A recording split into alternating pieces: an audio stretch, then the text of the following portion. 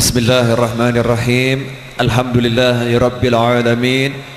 Allahumma salli wa sallim ala sayyidina Muhammadin miftahi babi rahmatillah adada ma fi ilmillah salatan wa salaman daimaini bidawami mulkillah wa ala alihi wa sahbihi.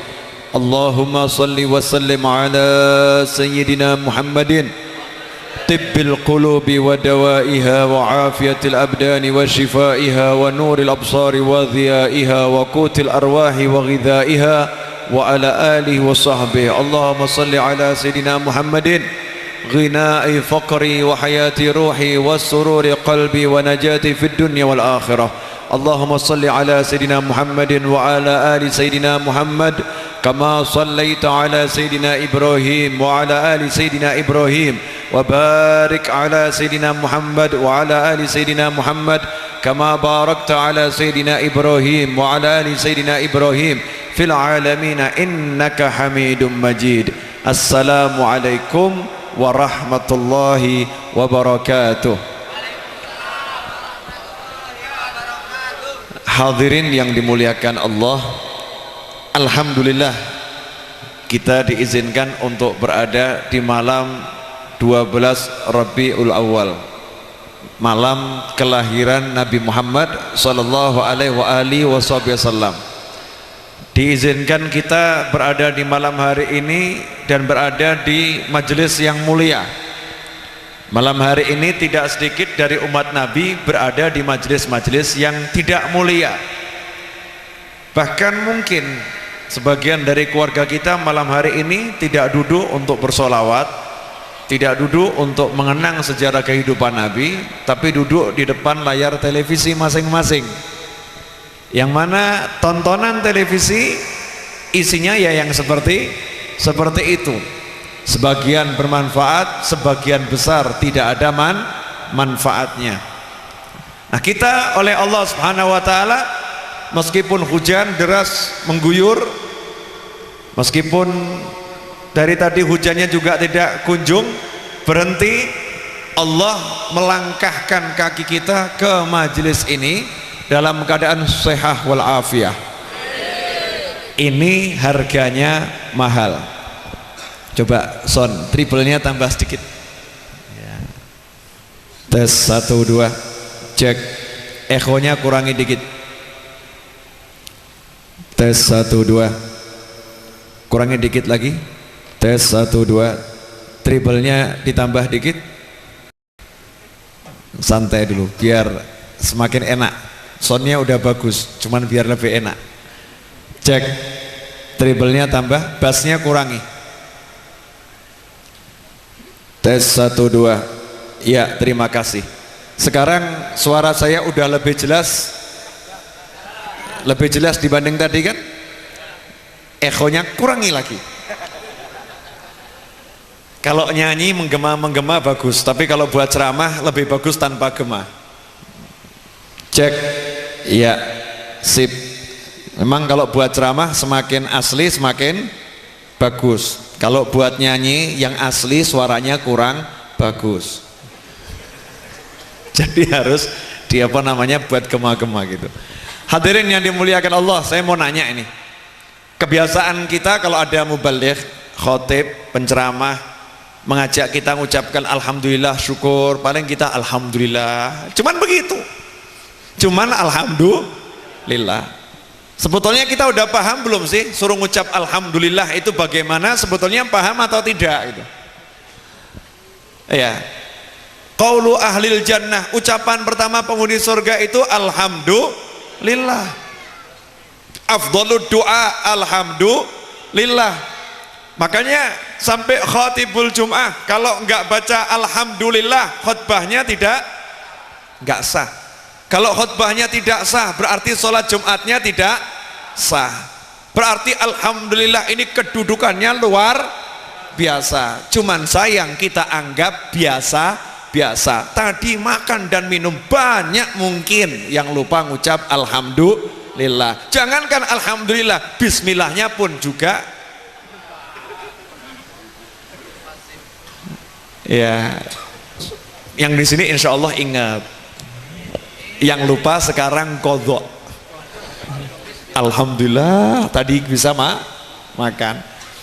Nah, saya mau nanya kepada semuanya, Bapak, Ibu, hadirin yang ada di sini semua, manusia, jin, siapapun, saya mau nanya.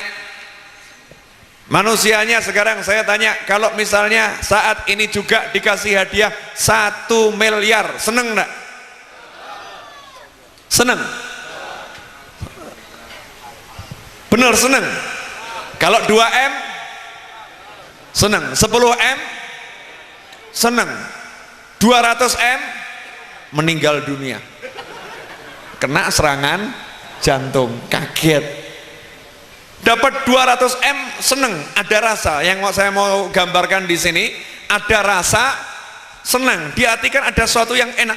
Wah, 1M, wah, 2M, wah, 10M. Di hati ada sesuatu yang buat kita senang. Betul enggak? Benar. Sekarang saya mau nanya, bisa duduk seperti ini di hati ada sesuatunya enggak? Jujur, jangan ngaku-ngaku. Ya ada, Allah lihat loh. Jangan ngaku-ngaku. Ini makom bukan sembarang makom yang bisa merasa seperti itu. Duduk begini kemudian nanti bisa, ya Allah terima kasih, ya Allah terima kasih, alhamdulillah, ya Allah beruntungnya saya, ya Allah. Udah bisa gitu belum hatinya? Jujur, belum. Ngaku sekarang, ngaku. Tapi kalau dapat 1M, gak usah diajari langsung, wah, bener enggak? Ya, berarti kita ini cinta dunia atau cinta akhirat? Dunia. Ngaku lagi, alhamdulillah. Berarti kita cinta dunia, tapi alhamdulillah kita yang cinta dunia ini malam hari dibawa untuk cinta akhirat. Makanya yuk kita syukuri dulu, kita sadarkan dulu, ini nikmat yang luar biasa, ini karunia dari Allah Subhanahu wa ta'ala, sehingga siapa yang meninggal di majelis yang seperti ini insya Allah husnul khatimah, insya Allah seperti itu. Nanti saya akan terangkan beberapa adab. Saya akan mengajak semua pecinta maulid buat satu gerakan secara nasional, gerakan berhenti merokok. Ini siap nggak nih? Semua pecinta maulid buat gerakan secara nasional, gerakan berhenti merokok.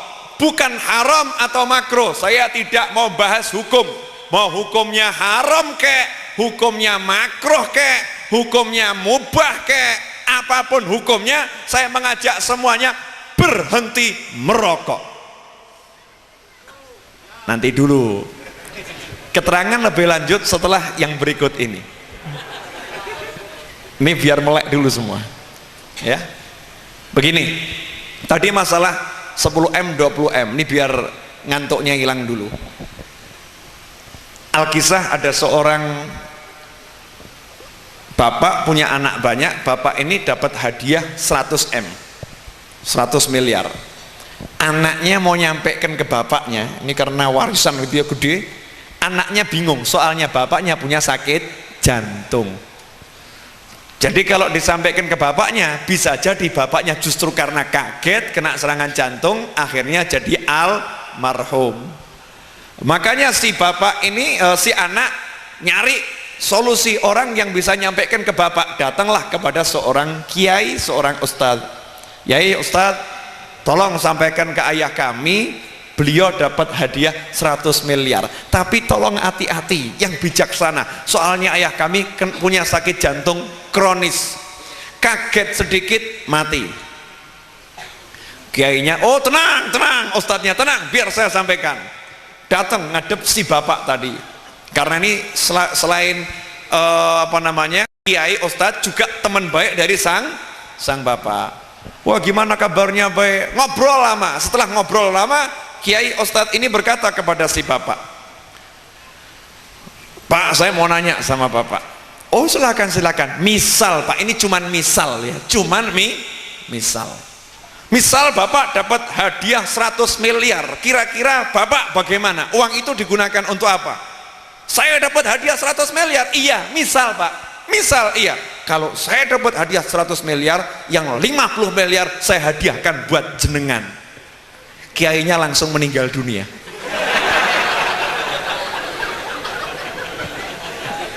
Ternyata yang lebih kaget kiainya gitu ya. Udah bayangkan, oh bari untuk 50 miliar ya, mati gitu ya, kena serangan jantung. Ini udah melek semua kan. Nah, kenapa tadi saya katakan gerakan berhenti merokok? Orang-orang kafir di negeri barat, saya nggak ngomong muslim, orang-orang kafir di negeri barat yang bodoh sekalipun itu nggak suka yang namanya rokok, nggak suka yang namanya rokok. Kenapa? Rokok membahayakan kesehatan mereka. Rokok membuat aroma tubuh mereka tidak enak. Itu buat orang kafir yang bodoh. Lah kira-kira kita muslim atau kafir? Bodoh atau pandai? Jangan tersinggung loh ya. Saya nggak niat nyinggung, sama sekali nggak ada niatan nyinggung. Niatan saya nyindir. Ya, nggak ada nyinggung, niatannya nyindir. Nih kenapa gerakan berhenti merokok ini penting. Mohon maaf, mungkin insya Allah majelis maulidnya bagus, cuman sayang habis maulid kok rokok ada di mana-mana. Ya, rokok ada di mana. Jangan sampai nih majelis maulid dikotori rokok, jangan. Ada berapa tempat yang kita wajib tidak merokok? Satu, majelis ilmu, tempat ibadah, tempat zikir, dilarang merokok selama-lamanya. Masjid, musola, tempat taklim, tempat maulid, di situ dilarang merokok selama-lamanya. Yang kedua, rumah di mana kita tinggal dilarang merokok selama-lamanya di dalam rumah. Yang ketiga, paru-paru kita dilarang dikasih rokok. Ya itu paling angel tuh. Itu kan paling susah. Nah sekarang kenapa majelis zikir, majelis ilmu, majelis maulid, rumah kita jangan ada asap rokok, jangan ngerokok di situ? Saya mau kasih satu cerita. Tapi saya sebelum cerita, daripada nanti ceritanya mubadzir, saya mau nanya dulu. Anda percaya sama wali enggak? Yakin enggak sama wali? Soalnya nanti kalau saya ceritakan ini kemudian nanya hadisnya mana, ya ini model-model Wahabi kalau begitu. Ya, model-model Salafi ini. Model-model orang-orang yang anti maulid, model-model orang yang sok keminter. Anda semua percaya kepada para wali Allah? Yakin kepada ajarannya para wali? Sekarang saya mau nanya, Sohibul Maulid Simtudurar wali atau bukan wali? Al-Habib Ali bin Muhammad bin Husain Al-Habsyi, muallif Simtudurar, umur 19 tahun kurang lebih, udah bertatap muka langsung dengan Nabi Muhammad sallallahu alaihi wasallam. Kalau sholat tarawih 20 rakaat khatam 10 juz, sehingga 3 hari sekali sholat tarawihnya khatam Al-Quran. Itu beliau bersama jamaah demikian. Itu Habib Ali Al-Habsyi. Beliau pernah bercerita, berikan nasihat, nanti biar semua jadi berhenti merokok. Yang cerita bukan Ustadz Novel bin Muhammad Al-Aidrus, tapi yang cerita Habib Ali bin Muhammad bin Husain Al-Habsyi. Jadi kalau nggak percaya kualat. Kalau nggak percaya, ya percaya enggak? Saya takut tuh nanti kalau ada yang nggak percaya kualat tuh ini. Percaya enggak? Katanya Imam Junaid At-Tasdiq bi'ilmina hadza wilayah. Kabar gembira untuk Anda semua, karena Imam Junaid Al-Baghdadi Sayyidut Taifah As-Sufiyah radhiyallahu anhu pernah mengatakan, siapa yang bisa percaya kepada ilmu kami ini, maka dia udah mendapat derajat kewalian. Cuman mungkin walinya tingkat apa wallahu alam ya. Udah dapat derajat kewalian, jadi bakat jadi wali udah besar di dirinya, yang udah bisa percaya ilmunya para wali. Habib Ali menceritakan, dahulu kala di Hadramut sana dibaca maulid sebelum adanya Simtudurar, dibak biasanya yang dibaca. Ya, bukan Barzanji, bukan Burdah, tapi yang dibaca dibak di Hadramut. Nah, saat itu ada satu rumah yang sepekan sekali baca maulid. Punya tetangga yang tidak pernah mau datang ke majelis maulid itu. Gak pernah mau datang. Nih si tetangga berbangga dengan qiraatul Qur'annya. Daripada saya baca maulid, lebih baik saya baca Al-Quran. Ini kadang orang ada begitu tuh, jadi dianggapnya kalau baca maulid itu yang baca nggak pernah baca Al-Quran kali ya. Dianggapnya yang baca maulid itu tidak baca Al-Quran. Perlu diketahui, baca maulid itu lagi baca Al-Quran dengan tadabbur.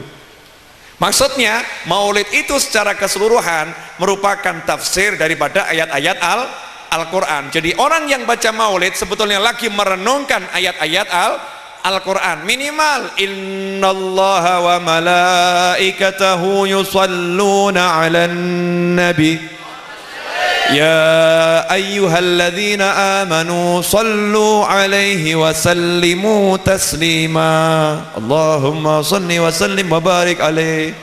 Minimal lagi merenungkan ayat itu. Belum lagi ayat dalam surat Al-Imran ayat 81 di mana Allah mengikat perjanjian kepada para nabi dan rasul. Nanti kalau datang seorang rasul yang membenarkan ajaran kalian, maka hendaknya kalian beriman kepadanya dan membela, menolong rasul tersebut. Di bagian dari perenungan ayat Al-Quran tersebut, maka disusunlah maulid. Nah yang satu ini nggak mau dia, pokoknya saya lebih baik baca Al-Quran daripada duduk baca maulid. Suatu hari di malam di mana dibacakan maulid, dia baca Al-Quran capek tidur. Dalam tidurnya mimpinya apa? Bertemu Nabi Muhammad sallallahu alaihi wasallam. Yang gak suka maulid mimpi bertemu Nabi Muhammad SAW. Dengan siapa Nabi? Dengan 4 khalifah lengkap, Khulafaur Rasyidin. Bahkan ditambah sahabat-sahabat besar lainnya, rombongan masuk ke rumahnya orang yang gak suka maulid ini.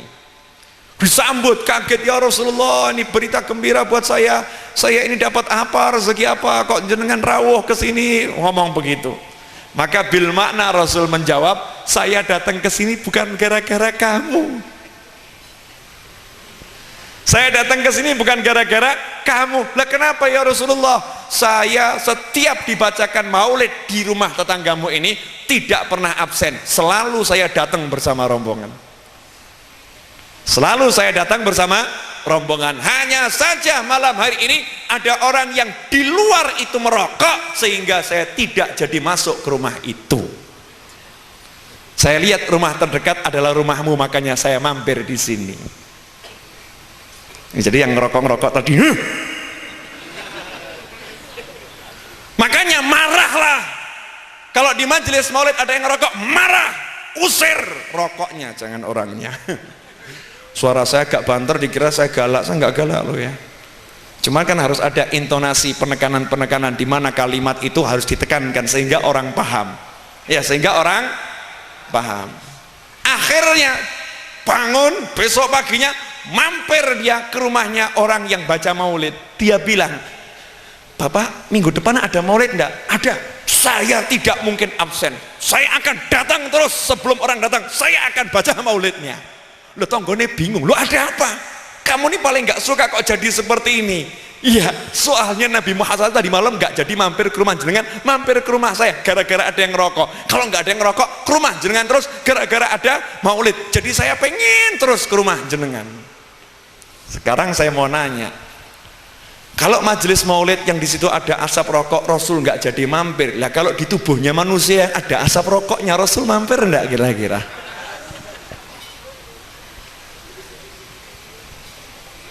Nanya, kira-kira mampir enggak? Sekarang saya mau nanya, jenengan pengen mimpi kepanggih Kanjeng Nabi Muhammad SAW mboten?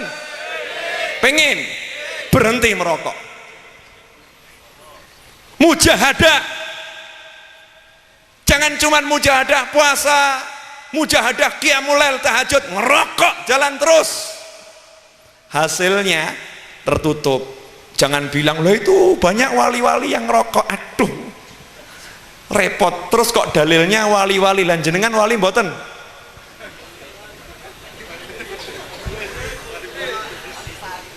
Nah, iya. Jangan bandingkan dengan para aulia yang betul wali loh, yang betul wali. Ada orang yang dikira orang wali, jane gali, ada.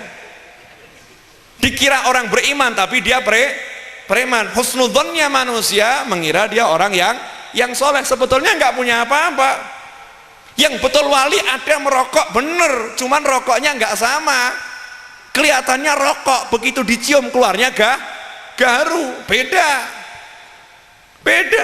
jangan disamakan. Jangan lantas tadillu, jangan menjadikan dalil amalannya para wali yang kurang pas secara syariat dalil untuk membenarkan ketidakpasan kita dalam menjalankan syariat.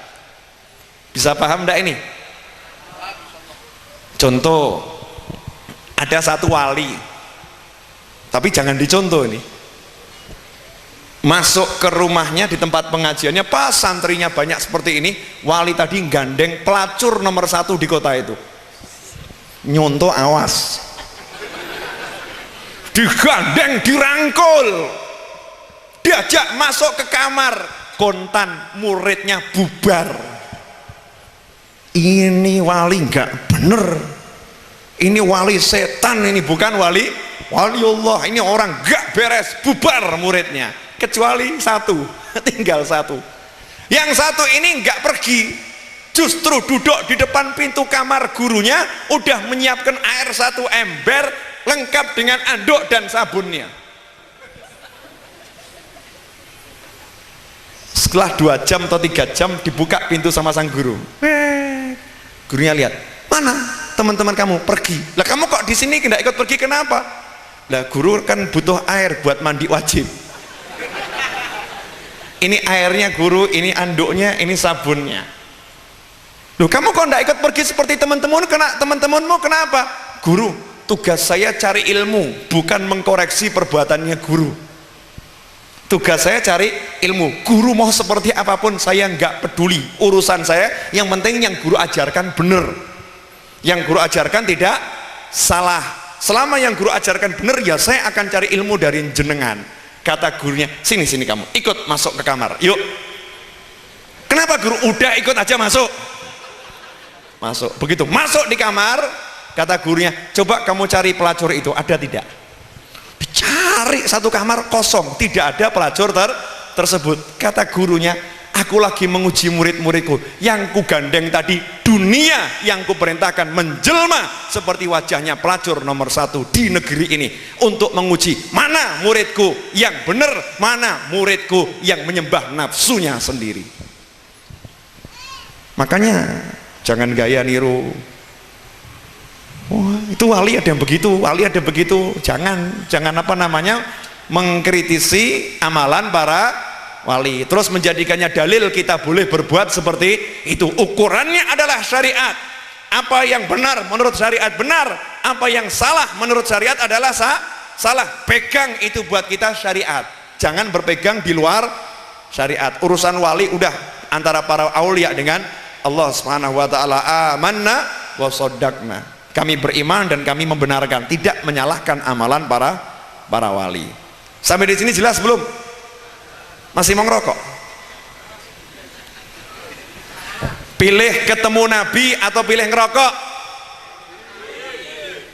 Pilih ketemu Nabi atau ngerokok?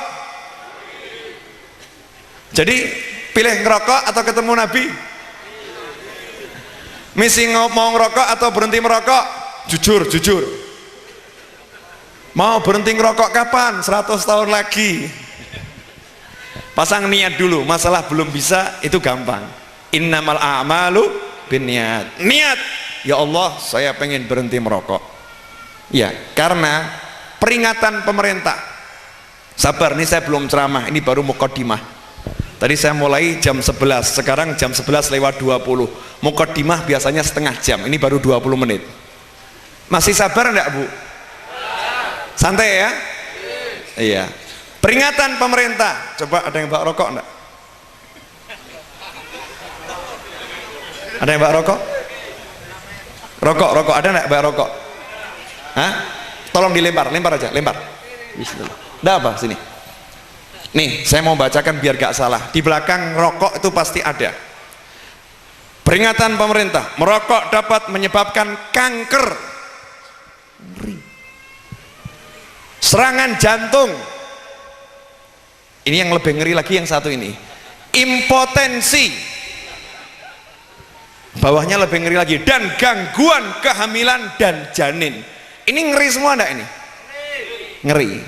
Saya pernah di sebuah mall, di food court, tempat makan gitu ya, baru mau cari makan siang, ada sales tuh. Biasanya kalau sales kan perempuan ya, memang aneh itu, jual mobil perempuan, rokok perempuan, nggak mungkin jual mobil laki itu, nggak mungkin, nggak laku ya, pasti perempuan. Kenapa? Perempuan itu memang tempatnya tipu daya, digunakan oleh syaitan untuk memperdaya kaum pria. Saya ditawari, Pak rokok Pak, saya jawab, oh maaf, saya nggak mau ngerokok Mbak, coba lihat rokoknya bahas ini Mbak, nih kan tertulis di belakang, merokok dapat menyebabkan kanker bla bla bla bla bla gitu. Mbaknya bilang, loh Bapak salah bacanya Pak. Salah baca gimana? Coba saya yang baca. Silakan. Merokok dapat, kata si sales tadi ya, merokok dapat menyebabkan kanker, serangan jantung, impotensi, gangguan kehamilan dan janin. Merokok dapat, karena Bapak merokoknya dapat, gak beli sendiri Pak. Kalau merokoknya beli gak kena kanker. Ini katanya sales, maka sales sudah dibekali ilmu tentang rokok. Nah hadirin yang dimuliakan Allah subhanahu wa ta'ala, adab di dalam majlis maulid, majlis zikir, majlis doa, majlis tilawatul Quran, adab di dalam baitullah, rumahnya Allah, di situ mamnu' tadkhin, dilarang merokok mutlak. Wa na'udzubillah min dzalik. Saya masih melihat adanya panitia pengajian yang membagikan rokok kepada orang-orang yang hadir di majelisnya, di dalam musola, di dalam masjid. Orang yang masuk bioskop saja tertulis dilarang merokok. Lah kalau masuk masjid kok masih bawa rokok? Alangkah indahnya para perokok, begitu mau masuk masjid rokoknya ditaruh di luar, tidak dibawa masuk ke masjid, demi menghormati rumahnya Allah. Ini kalau perokok yang begini ciri-ciri wali nih, dia merasa, oh ini nggak pantas saya bawa masuk ke dalam masjid, ditaruh di luar. Dia nggak ngerokok di dalam masjid tersebut, bawa aja tidak, apalagi merokok, padahal dia seorang perokok kelas berat. Nah hadirin, ini pesan saya yang pertama, minimal tinggalkan rokok jangan di majelis, tinggalkan rokok jangan di rumah, jangan kotori rumah dengan rokok, jangan racuni anak istri kita dengan rokok. Silahkan merokok, racuni orang lain di luar, kan mending gitu ya, lumayan gitu ya, bukan anak dan istri, bukan rumah kita ya. Kalau bisa cari tempat yang khusus, jangan sampai mengganggu orang lain. Ini nasihat saya yang pertama. Nah sekarang kita di bulan maulid, bulan kelahiran Rasulullah SAW. Kalau kita mau bicara, banyak sebetulnya yang mau disampaikan, cuman kan waktu terbatas. Terbatas tidak waktunya? Terbatas ya, waktunya terbatas. Jangan tidak terbatas, repot, nanti tidak berhenti. Saya hanya akan ambil 2 tema saja, satu tentang sholawat, satu tentang akhlak. Sholawat sama akhlak ini nggak bisa dipisahkan, karena ada 2 hadis. Yang pertama, inna aqrabakum ilayya manzilatan minni yaumal qiyamati aktsarukum alayya sholatan, au kama qala sallallahu alaihi wasallam. Yang kedua, inna aqrabakum minni manzilatan yaumal qiyamati ahasinakum akhlaqa, au kama qala sallallahu alaihi wasallam. Sesungguhnya di antara kalian semua yang paling dekat dengan aku adalah yang paling banyak sholawat. Yang pertama. Kemudian yang kedua, Rasul juga bersabda SAW, sesungguhnya di antara kalian semua yang paling dekat dengan aku adalah yang paling mulia akhlaknya. Yang satu paling banyak sholawat, yang satu paling mulia akhlaknya. Nah setiap orang tuh pengen dekat dengan Rasulullah SAW. Jadi kalau pengen dekat dengan Rasulullah, syaratnya cuma 2, banyak sholawat, akhlak mulia. Banyak sholawat, akhlak mulia. Urusan banyak sholawat, janji Allah udah sangat banyak, udah tidak ada janji yang lebih besar daripada wahyu Allah yang menyatakan innallaha wa malaikatahu yusalluna 'alan nabi ya ayyuhalladzina amanu sallu 'alaihi wasallimu taslima. Allahumma shalli wa sallim wa barik alaihi. Jelas di situ Allah mengatakan Allah bersolawat, malaikat bersolawat, Artinya Allah udah memberikan contoh, aku bersolawat, malaikatku bersolawat, kalian semua solawat kepada Nabi. Balasannya apa? Rasul menyatakan siapa solawat kepadaku sekali, Allah bersolawat kepadanya 10 kali. Gak bisa diukur tuh solawatnya Allah besarnya seperti apa. Misalnya saya kasih contoh, ada orang yang kaya raya, duitnya turah-turah, ketemu orang miskin. Orang miskin itu punya cuman tempe satu, kemudian dengan senang dihadiahkan. Pak, silakan Pak, ini tempe hadiah dari saya. Orang kaya yang baik pasti terenyuh hatinya. Orang ini nggak punya apa-apa, punya cuman tempe, diberikan kepada saya. Pasti orang kayanya akan ganti.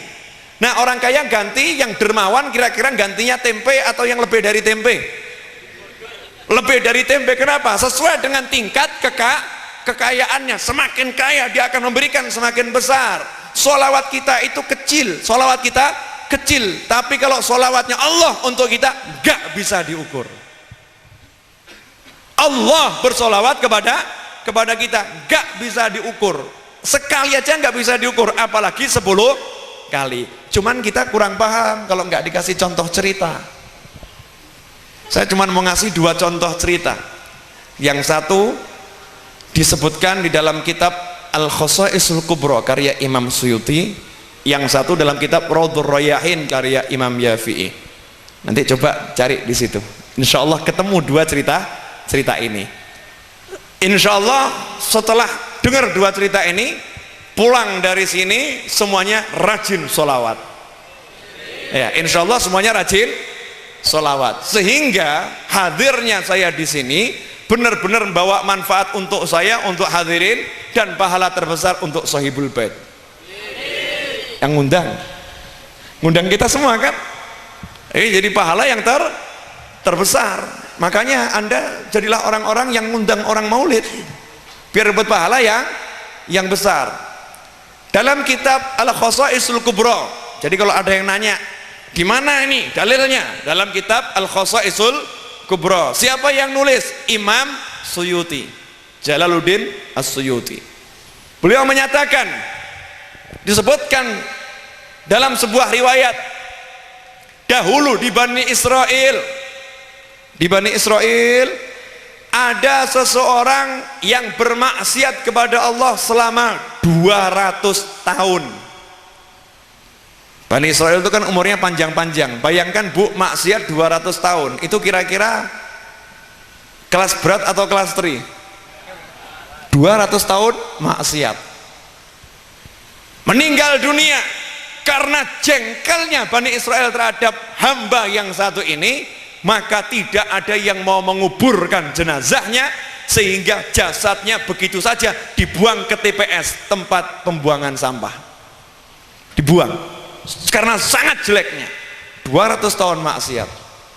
Tapi tiba-tiba Allah mewahyukan kepada Nabi Musa alaihi salam, ya Musa, wahai Musa, tuh ada seorang yang dibuang ke tempat sampah, meninggal dunia. Akhrij, keluarkan orang itu dari tempat sampah, mandikan, kafani, makam, solatkan, makamkan, solatkan, makamkan.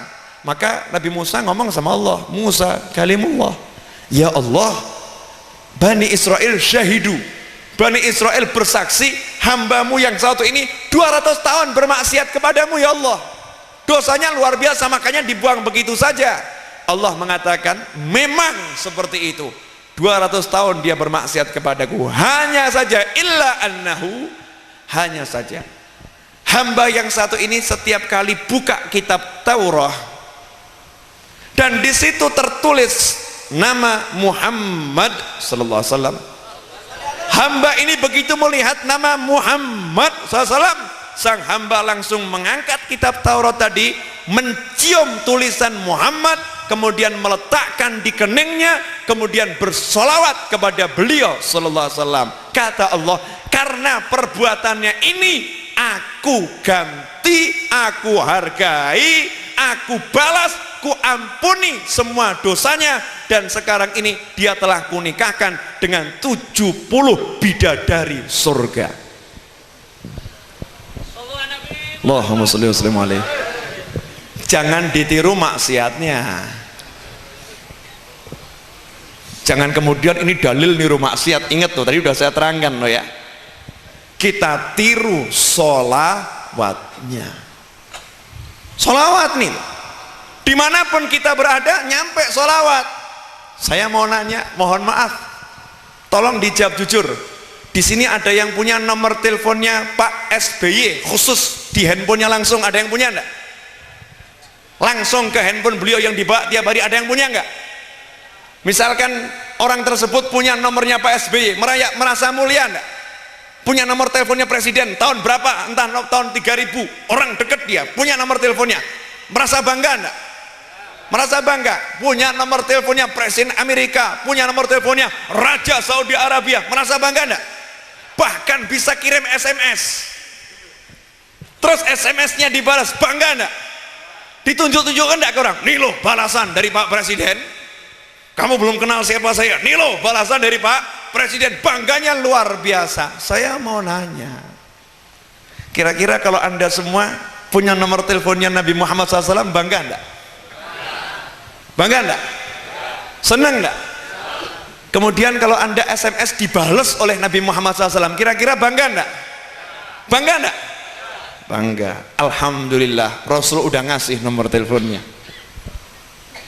Rasul udah ngasih nomor teleponnya. Di mana beliau SAW bersabda, bersolawatlah kalian kepadaku dimanapun kalian berada. Fa inna solatakum tablughuni, karena sesungguhnya solawat kalian itu akan sampai kepadaku dimanapun kalian sampaikan solawat itu kepadaku. Jadi kita dari sini baca solawat seperti kirim SMS, jalan nih solawatnya langsung kepada Nabi Muhammad SAW. Dan hebatnya, solawat ini akan datang membawa nama yang bersolawat. Kalau saya yang bersolawat, solawatnya ini datang udah ada nomornya. Nomor nih siapa? Naufal bin Muhammad Al-Idrus. Nyampe ke Rasulullah SAW. Malaikat membacakan, ya Rasulullah, ini Naufal bin Muhammad Al-Idrus, solawat dan salam untukmu. Maka Rasul menjawab, untuknya dan untuk ayahnya salamku. Langsung. Saya mau nanya, bangga enggak kira-kira? Bangga? Kenapa kok hari ini solawatnya sedikit gak banyak? Kenapa kok kirim SMS-nya ke Rasulullah sedikit? Kenapa kok nggak diistiqomahkan tiap hari solawat sebanyak mungkin? Kenapa nggak seperti itu? Kenapa kita nggak bangga bisa berhubungan dengan Nabi Muhammad SAW? Kenapa kita nggak telepon Rasulullah terus? Nah kalau kita telepon Rasulullah terus, SMS terus, ya pasti Rasul akan mendatangi kita Sallallahu Alaihi Wasallam. Yang jadi masalah kita nggak begitu, kurang rajin, kurang semangat, kurang istiqomah. Makanya kita tidak dekat sedekat-dekatnya dengan Nabi Muhammad Sallallahu Alaihi Wasallam. Saya akan kasih satu contoh cerita lagi. Jenengan insya Allah mengerti, kenal siapa penyusun kitab Dalailul Khairat. Dalailul Khairat. Tahu kan kitab Dalailul Khairat? Kumpulan solawat. Yang mau dapat ijazah Dalailul Khairat itu nggak gampang itu. Betul kan? Ada syaratnya enggak? Ada kan? Puasa begini. Mau enggak saya kasih ijazah gratis nggak pakai amalan-amalan? Berani berapa? Saya waktu itu nggak minta ijazah, tapi saya nyebrang laut ketemu dengan mursyid Thariqah Qadiriyah. Ya, Qadiriyah Naqsabandiyah di Jambi sana, di Kuala Tunggal, belum lama meninggal. Saya dipegang, Habib saya mau kasih ijazah nih Dalailul Khairat. Ini biasanya mau minta ijazah disuruh tinggal seminggu, dikasih amalan macam-macam dan lain sebagainya, baru dikasih ini ya. Alhamdulillah berkat saya ceramah gak repot-repot, digandeng ke rumahnya, langsung dikasih ijazah. Bahkan ijazah untuk mengijazahkan kepada siapapun dan ijazah untuk seluruh anak keturunan saya. Mau enggak jenengan? Wani piro? Gratis. Ya, gratis. Zaman sekarang udah yang mau ijazah jangan dipersulit, dipermudah saja biar orang mau mengamalkan, biar sanad keilmuannya nyampe. Saya ijazahkan kitab Dalailul Khairat sebagaimana diijazahkan kepada saya oleh guru-guru saya untuk kalian dan semua anak keturunan kalian. Ajib. Ini Dalailul Khairat. Kitab Dalailul Khairat ini disusun oleh Syekh Jazuli, seorang ulama besar. Sejarahnya kok ada Dalailul Khairat, sampai selawat Senin, selawat Selasa, selawat Rebu, selawat Kemis, selawat Jumat, selawat Sabtu, selawat Ahad, ada lengkap itu di kitab Dalailul Khairat, biar kita istiqomah tiap hari selawat. Para habaib, apalagi Habib Abdul Qadir bin Gudban yang hidup di zaman Habib Ali, itu wiridnya habis sholat 5 kali khatam Dalailul Khairat. Bin Gudban habis sholat khatam 5 kali Dalailul Khairat. Kita seminggu belum tentu khatam. Itu kalau mimpi Rasulullah SAW itu harian, satu hari bisa berapa kali mimpi Rasulullah SAW. Nah ini Syekh Jazuli rahimahullah, sebelum mengarang kitab Dalailul Khairat, beliau ulama yang luar biasa. Suatu hari beliau melakukan perjalanan di tengah padang Sahara, mau sholat, air habis, kan nggak bisa langsung tayamum. Fa in lam tajidu ma'an fatayammamu, kalau nggak dapat air baru tayamum. Jangan ceritanya seperti aliran ruwet ya, tuh ada aliran ruwet, masjid kerannya dibuka nggak keluar airnya, dia tayamum. Naudzubillah min dzalik. Tanya sama bapak becak, loh mas, ini kan tetangga masjid banyak air, kok jenengan tayamum kenapa? Itu ayat Al-Qur'annya kan jelas, fa in lam tajidu ma'an fatayammamu, kalau nggak ada air kamu tayamum. Loh itu dicari dulu airnya, wis ora ono ayate, ora ono banyu, tayamum ya tayamum. Nah, ini aliran ruwet, termasuk orang yang menafsirkan Al-Qur'an dengan akalnya sendiri. Semoga aliran itu nggak sampai sini ya. Ya, tapi siapa tahu sampai itu. Udah sampai belum itu? Soalnya aliran itu walaupun anggotanya cuma satu, langsung pasang plakat cabang masuk 50 meter. Ada yang begitu kan, cabang masuk 10 meter, walaupun cuma satu orang gitu ya, berani pasang plakat. Ini aliran ruwetin wal ruwetin. Hati-hati sama aliran yang seperti ini. Nah Syekh Jazuli cari itu air keliling, akhirnya ketemu, airnya ketemu, sumur di tengah padang pasir. Cuman sayang, sumurnya ada, airnya banyak, timbonya yang nggak ada. Masa beliau akan jegur ya, mati nanti ya. Cari timba nggak dapat, keliling nggak dapat, ketemu gadis masih kecil TK. Nanya nih si gadis, bapak cari apa? Cari timba. Buat apa? Saya butuh air di situ buat sholat, buat wudhu, buat minum kendaraan saya, buat saya. Tapi nggak ada timba. Sumur ada, air bagus, timbanya nggak ada. Oh begitu pak ya, iya. Gadis kecil ini kemudian jalan ke mulut sumur, kemudian meludah. Hasilnya air dari dasar naik ke atas, terus tumpah meluber. Si gadis ngomong, bapak silakan ambil airnya. Syekh Jazuli ulama besar ini bingung, kaget, kok bisa begini. Beliau wudhu, ambil air untuk hewan, untuk dirinya lengkap, selesai, nanya ke gadis tadi, anak, kamu kok bisa begini, ilmumu hebat, amalanmu apa? Maka si gadis menjawab, bapak jangan banyak tanya, hajatnya kan butuh air, sudah dapat air ya udah, nggak usah nanya. Syekh Jazuli kaget, bocah ini luar biasa nih, lisannya sangat tajam. Maka Syekh Jazuli ngomong, loh enggak, saya pengen tahu kamu ini punya amalan apa. Lah bapak ini siapa toh kok nanya saya Syekh Jazuli. Oh Syekh Jazuli itu jenengan? Iya. Ulama besar tuh jenengan? Iya. Yang suka ngasih fatwa itu jenengan? Iya. Ya Allah, gini saja kok nggak bisa. Tambah plak, kepukul lagi ya. Syekh Jazuli merasa tertampar gitu. Coba kalau bukan bapak yang nanya, nggak mungkin saya kasih tahu, karena bapak ini jasanya untuk Islam banyak, untuk muslimin banyak, ngajar orang di mana-mana. Maka saya kasih tahu rahasia saya itu cuman nggak pernah duduk, nggak pernah berdiri, nggak pernah jalan tanpa bersolawat. Jadi dalam kondisi duduk, berdiri, berbaring, kemanapun saya itu bergerak, lisan saya selalu bersolawat kepada Nabi Muhammad SAW. Lah tadi itu saya komat kamit solawat, terus saya ludahkan, ya Allah berkat solawat ini tolong airnya naik. Naik itu air, naik itu air. Coba saya mau nanya, masih ragu sama solawat? Ya, Solawat banyak, diantaranya solawat al-munjiyah. Syekh Dharir itu menceritakan, beliau naik kapal, kapalnya itu hampir karam, ya, hampir karam. Udah deket, kenapa? Badai luar biasa. Tapi orang soleh itu lain, gak seperti kita. Kalau ada badai kita heboh, wah gimana? Orang soleh tawakal, pasrah, nyantai, nunggu keputusan Allah, tidur. Yang lain ruwet, beliau bisa tidur nyenyak gitu ya. Padahal ini badai luar biasa. Ketika tidur mimpi bertemu Nabi Muhammad SAW. Kemudian Rasul mengatakan, nih baca solawat ini 1000 kali. Diajarkan sebuah solawat, ajak satu kapal untuk baca solawat ini 1000 kali, maka badainya akan reda. Solawat itu kemudian dikenal sebagai solawat munjiyah. Bangun tidur satu kapal diajak membaca solawat tadi, baru dapat 300, badai berhenti, semuanya selamat. Jadi tinggal pertanyaannya satu saja, jenengan mau atau enggak mau? Mau atau enggak mau?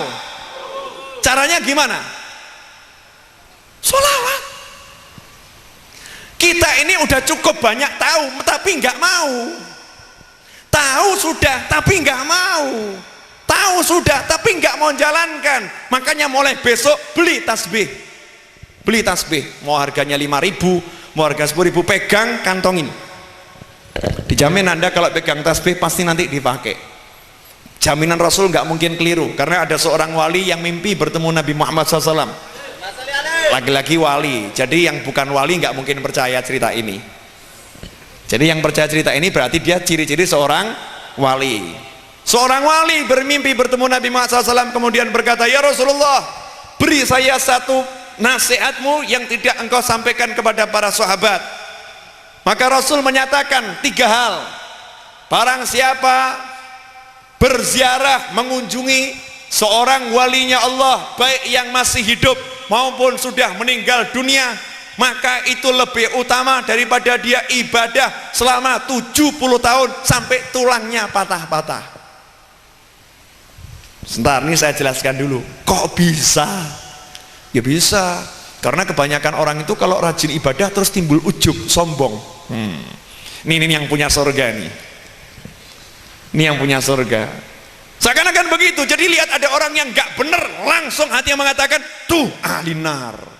Gak seperti kamu. Ujub, sombong. Ketemu orang lain yang ibadahnya di bawahnya merasa,